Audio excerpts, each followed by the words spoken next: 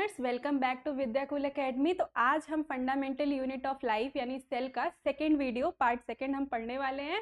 Make sure करिए channel पे आए हैं तो चैनल को लाइक करिए और वीडियो में लास्ट तक बने रहिएगा जिससे कि आपको कॉन्सेप्ट अच्छे से समझ में आए। तो चलिए स्टार्ट करते हैं। तो आज हम डील करने वाले हैं इस चैप्टर के कुछ इंपॉर्टेंट टॉपिक से।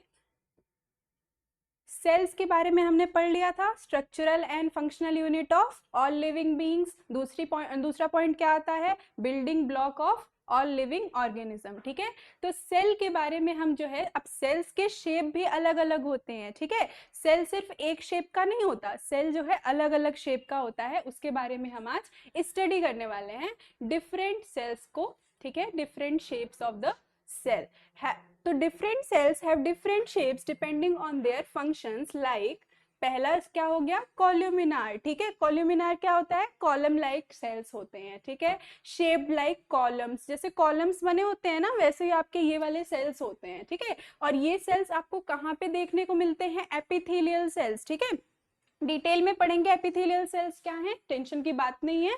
तो ये कुछ आपका स्ट्रक्चर होता है एपिथेलियल सेल्स का, जैसा कि आप देख पा रहे हो, ये आपको कॉलम लाइक स्ट्रक्चर्स दिख रहे हैं। ठीक है, और एपिथेलियल सेल्स आपको देखने को कहाँ मिलते हैं, आपके स्किन पे। ठीक है, स्किन की जो आउटर मोस्ट कवरिंग होती है ना, उसे हम क्या बोलते हैं, एपिथेलियम। ठीक है, तो एपिथेलियम जो है, एपिथेलियम में आपके एपिथेलियल सेल्स देखने को मिलते हैं। क्लियर है।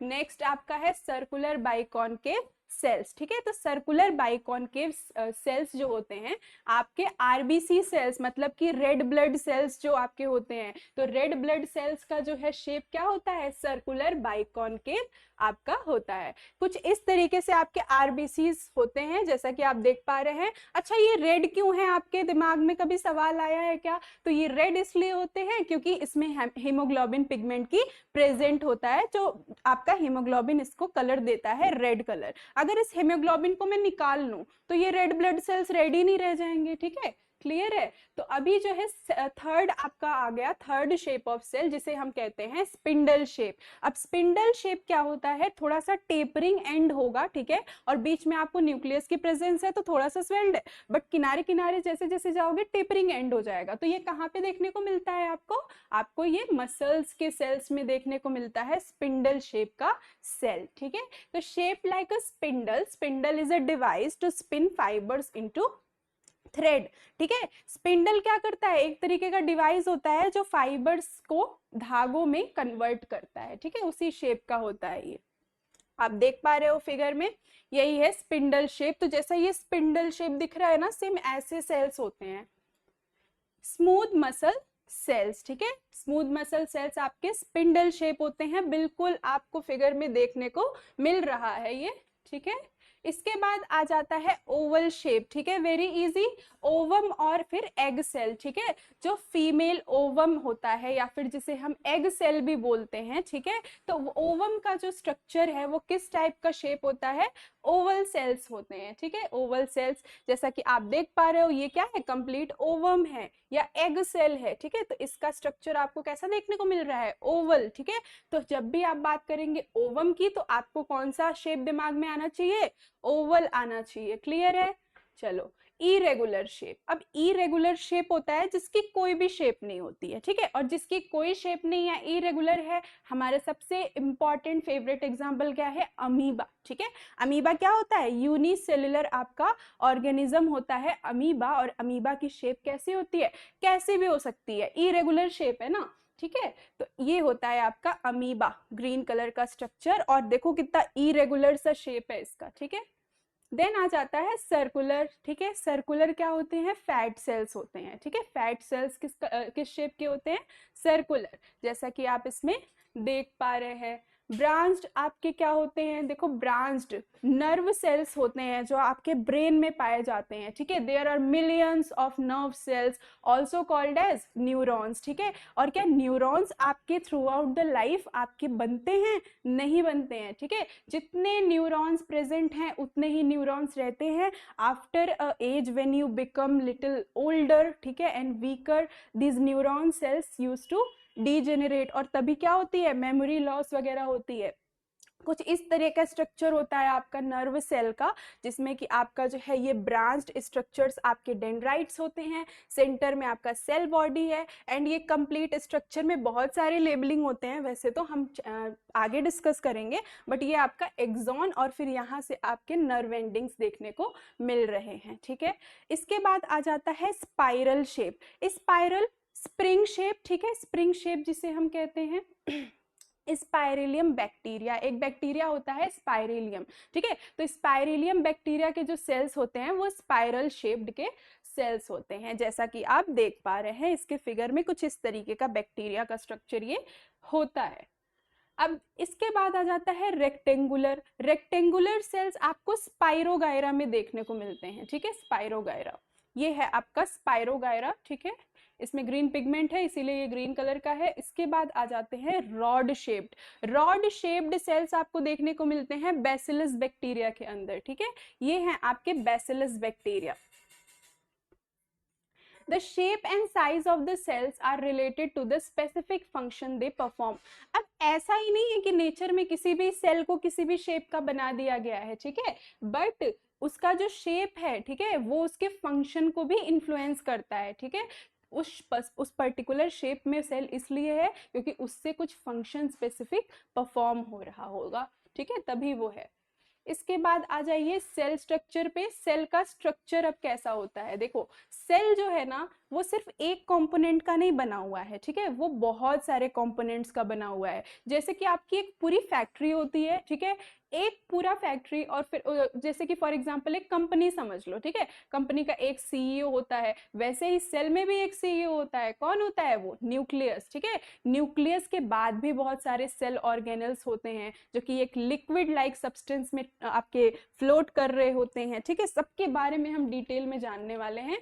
तो पहले हम जो है सेल वॉल की बात करेंगे, ठीक है। देखो प्लांट और एनिमल, हम जान रहे हैं कि ये जो दो लिविंग एंटिटीज हैं हम इसके बारे में पढ़ते हैं, लेकिन जो प्लांट है ना, प्लांट को खास क्या बनाता है, उसको यूनिक क्या बनाता है, प्लांट को यूनिक बनाता है उसका सेल वॉल, ठीक है। Cell wall is the characteristic feature of any green plant, कहने का मतलब है कि सेल वॉल जो है सिर्फ प्लांट्स में पाया जाएगा, एनिमल्स में नहीं। आप पूछोगे ऐसा क्यों है मैम, तो ऐसा इसलिए है आपका, ऐसा इसलिए है क्योंकि सेल वॉल जो है वो मोबिलिटी को स्ट्रिक्ट करता है, मोबिलिटी को रिस्ट्रिक्ट करता है, ठीक है। तो रिस्ट्रिक्ट करता है इसका मतलब है कि प्लांट्स जो हैं इसीलिए जो है यहाँ वहां चल फिर के नहीं जा सकते हैं, वो एक ही जगह पे रहते हैं, क्योंकि उनके अंदर क्या होती है, सेल वॉल, और सेल वॉल का नेचर क्या होता है, स्टिफ नेचर का होता है, ठीक है।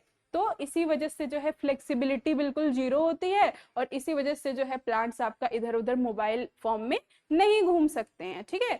तो ये रीजन होता है आपका प्लांट्स का नहीं मूव करने का, और इसमें सेल वॉल का बड़ा ज्यादा रोल है। तो सेल वॉल प्रेजेंट है प्लांट्स में, एनिमल्स में प्रेजेंट नहीं है, क्लियर है। अब आ जाता है प्लाज्मा मेम्ब्रेन। देखो सेल वॉल तो आपका सिर्फ प्लांट्स में है, ठीक है, लेकिन जो प्लाज्मा मेम्ब्रेन है, अभी हम समझेंगे प्लाज्मा मेम्ब्रेन क्या होता है। तो plasma membrane is present in both animals and plant, okay, but cell wall is present only in the plants, ठीक है। कहने का मतलब है कि सेल वॉल जो है आपका एनिमल्स में नहीं है, एनिमल्स में क्या है, फिर एनिमल्स में डायरेक्टली प्लाज्मा मेम्ब्रेन आ जाती है, ठीक है, जो कंपैरेटिवली थोड़ी सी थिन होती है as compare to the cell wall, क्योंकि दोनों का कंपोजिशन अलग अलग है ना, दोनों जिस चीज के बने हुए हैं जो उनका कंपोजिशन है वो अलग है, ठीक है। इसी रीजन की वजह से क्या होता है, इनके फंक्शंस भी डिफरेंट होते हैं, ठीक है, क्लियर है, बहुत बढ़िया। इसके बाद आ जाता है साइटोप्लाज्म। देखो साइटोप्लाज्म आपका क्या है, फ्लूइड लाइक सब्सटेंस है, ठीक है। इतने सारे सेल ऑर्गेनल्स हैं, बीच में सेंटर में न्यूक्लियस है, तो इतने सारे सेल ऑर्गेनल्स कैसे रहेंगे, कैसे सेल के अंदर आपके सस्टेन करेंगे, इनको सस्टेन करने के लिए क्या चाहिए, एक लिक्विड लाइक मटेरियल चाहिए या लिक्विड लाइक मीडियम चाहिए। वो लिक्विड लाइक मीडियम क्या होता है, साइटोप्लाज्म, ठीक है, साइटोप्लाज्म। देन आ जाते हैं सेल ऑर्गेनल्स। सेल ऑर्गेनल्स जो हैं, जैसे कि बॉडी के ऑर्गन, ह्यूमन के बॉडी के अलग अलग ऑर्गन्स होते हैं, तो क्या प्लांट के सेल्स या एनिमल्स के सेल्स, ठीक है, सेल्स के अंदर भी सेल्स के ऑर्गन्स ऐसे समझ लीजिए, सेल्स के ऑर्गन्स को हम क्या बोलते हैं, ऑर्गेनल्स बोलते हैं। ह्यूमन के ऑर्गन्स को ऑर्गन बोलते हैं, सेल के आपके ऑर्गन्स को ऑर्गेनल्स बोलते हैं। कोई समस्या? ठीक है, let us see them one by one. अब एक एक करके हम सेल ऑर्गेनल्स के बारे में जानने वाले हैं, ठीक है। प्लाज्मा मेम्ब्रेन, पहली चीज आ जाती है आपकी प्लाज्मा मेम्ब्रेन, ठीक है। प्लाज्मा मेम्ब्रेन को हम जो है सेल मेम्ब्रेन भी बोलते हैं, ठीक है। तो कोई भी कंफ्यूजन नहीं रहनी चाहिए, दोनों एक ही होते हैं, plasma membrane and cell membrane. इसकी लोकेशन जैसा कि आप डायग्राम में देख पा रहे हैं, आपका जो है ये लोकेशन होता है प्लाज्मा मेम्ब्रेन का। अगर ये प्लांट सेल है, for example if it is a plant cell, तो इसके ऊपर क्या आ जाएगा, सेल वॉल आ जाएगा, ठीक है। लेकिन क्योंकि अभी हम सिर्फ सेल मेम्ब्रेन की बात कर रहे हैं, तो सेल मेम्ब्रेन अच्छा थिक होता है कि थिन होता है, thin outer covering of the cell, ठीक है। Outer covering of the cell है और थिन है ये। It separates the content of the cell from external environment, मतलब कि बाहर का जो इन्वायरमेंट होता है उससे जो है सेल्स के सेल ऑर्गेनल्स को ये क्या करता है, सेपरेट करने का काम करता है, ठीक है। अगर ये ना हो तो क्या होगा, अगर ये नहीं होगा तो सेल ऑर्गेनल्स को एक बाउंड्री नहीं मिलेगी, ठीक है, जिसमें वो रिस्ट्रिक्ट होकर रहें, ठीक है। इस वजह से the plasma membrane is flexible and is made up of organic molecules called lipid and protein. देखिए प्लाज्मा मेम्ब्रेन जो है ना बड़ी ही फ्लेक्सिबल है, ठीक है, फ्लेक्सिबल भी है और कैसी है, सेमी परमिएबल नेचर की है, ठीक है, सेमी परमिएबल नेचर की है, सेलेक्टिवली परमिएबल नेचर की है। अब ये सब वर्ड्स क्या है डिटेल में समझने वाले हैं, कोई टेंशन की बात नहीं है। Is made up of organic molecule called lipid and protein. पहले आप समझ लीजिए कि प्लाज्मा मेम्ब्रेन बनी किसकी है, लिपिड की बनी हुई है और प्रोटीन की बनी हुई है, ठीक है। लिपिड क्या होता है आपका, थोड़ा हाइड्रोफोबिक नेचर का होता है। जो भी वाटर लविंग होते हैं वो हाइड्रोफिलिक होते हैं, जो वाटर को जो है रेजिस्ट करते हैं वो हाइड्रोफोबिक होते हैं, ठीक है। तो ये जो लिपिड का कंटेंट है ये इसको हाइड्रोफोबिक नेचर देता है, ठीक है, पानी से एक तरीके से इसको रेजिस्ट कराता है। और प्रोटीन्स के भी बने हुए हैं ये, डिफरेंट डिफरेंट प्रोटीन्स के। अब आप यहाँ पे देख पा रहे हैं जैसा कि इस डायग्राम में, ठीक है, ध्यान से देखिएगा, ये जो डायग्राम है आपको ये जो स्ट्रक्चर्स दिख रहे हैं, ये वाले स्ट्रक्चर्स क्या हैं, ये प्रोटीन्स हैं, ठीक है, ये प्रोटीन्स हैं जो कि एम्बेडेड हैं। और ये जो लिपिड की लेयर है ये आपको जो दिख रहा है, ठीक है, ये वाली लेयर और ये वाली लेयर, ये दोनों क्या है, लिपिड की लेयर्स हैं, ठीक है। ये पहली लिपिड की लेयर है, ये दूसरी लिपिड की लेयर है। अब ये जो दो लिपिड की लेयर्स हैं ये आपस में क्या बना रही हैं, लिपिड बाइलेयर बना रही है, कोई प्रॉब्लम। और इसमें आपको जो ये प्रोटीन्स दिख रहे हैं एक तरीके से इस लिपिड बाइलेयर के अंदर एम्बेडेड है, ठीक है। तो ये आपका कंप्लीट स्ट्रक्चर होता है जिस तरह का आपका प्लाज्मा मेम्ब्रेन दिखता है, ठीक है। अब यहाँ पे आप देख पा रहे हैं लिपिड्स की पोजीशन, ये आपके प्रोटीन्स की पोजीशन, ठीक है। तो नेक्स्ट अब हम प्लाज्मा मेम्ब्रेन के बारे में और बातें जानते हैं, ठीक है। तो इसके बारे में और बातें क्या है, द प्लाज्मा मेम्ब्रेन अलाउज और permit the entry and the exit of some material and out of the cell, ठीक है। In and out of the cell से क्या चीज अंदर लानी है, क्या चीज सेल के बाहर भेजनी है, ठीक है, इन सब को जज कौन करता है, प्लाज्मा मेम्ब्रेन। क्योंकि आप मान लीजिए सेल के अंदर अगर कोई भी फॉरेन मटेरियल को बोल दिया जाए कि ठीक है तुम भी आ जाओ, तुम्हें भी एंटर करा देंगे, ठीक है, सबको एंटर कराएंगे तो सेल में अनवांटेड चीजें भी तो एंटर करने लगेंगी ना। तो इस चीज से बचने के लिए क्या होता है, आपका selectively permeable nature of plasma membrane होता है, ठीक है। जो चीजों की जरूरत है उसे एंटर कराया जाएगा और जो चीजों की जरूरत नहीं है बेटा उसको जो है आउट कर दिया जाएगा, ठीक है, क्लियर है। इसके बाद से जो है इसी वजह से ये जो है नेचर इसका सेलेक्टिवली permeable होता है। It also prevents the movement of some other materials. Therefore, the plasma membrane is called as selectively permeable membrane. ठीक है, तो ये आपको मैंने बताया। How does the movement of substance takes place inside and outside of the cell? तो किस तरीके से ये होता है, किस तरीके से आपका जो है कोई फिनोमिना चलता है, क्या मतलब, ठीक है, इन एंड आउट तो हम समझ रहे हैं, बट क्या कोई फिनोमिना चल रहा है। तो देखिए, when the concentration of CO2 inside the cell increases, the CO2 moves outside of the cell by diffusion. अब ये diffusion क्या होता है, diffusion पहली चीज आपकी गैसेस में होता है, ठीक है, इन केस ऑफ गैसेस होता है, और जो है इन केस ऑफ अदर आपका जो है अदर स्टेट्स के लिए भी होता है, बट मेनली जो है हम अभी गैसेस की बात करेंगे। तो जहां भी कंसेंट्रेशन बढ़ जाती है किसी चीज की, ठीक है, जैसे कि CO2 है मान लीजिए, सेल के अंदर उसका कंसेंट्रेशन क्या हो गया, इंक्रीज हो गया, ठीक है। जब इंक्रीज होगा तो CO2 हमेशा क्या करेगा, it will tend to move outside of the cell, ठीक है। और ये फिनोमिना जिसके थ्रू जो है हाई कंसंट्रेशन से लो कंसंट्रेशन पे कोई चीज ट्रेवल करती है, इसको हम लोग क्या बोलते हैं, डिफ्यूजन, ठीक है। तो प्लाज्मा मेम्ब्रेन में इस डिफ्यूजन चीज का बड़ा रोल है, आपको देखने को मिलता है। From high concentration to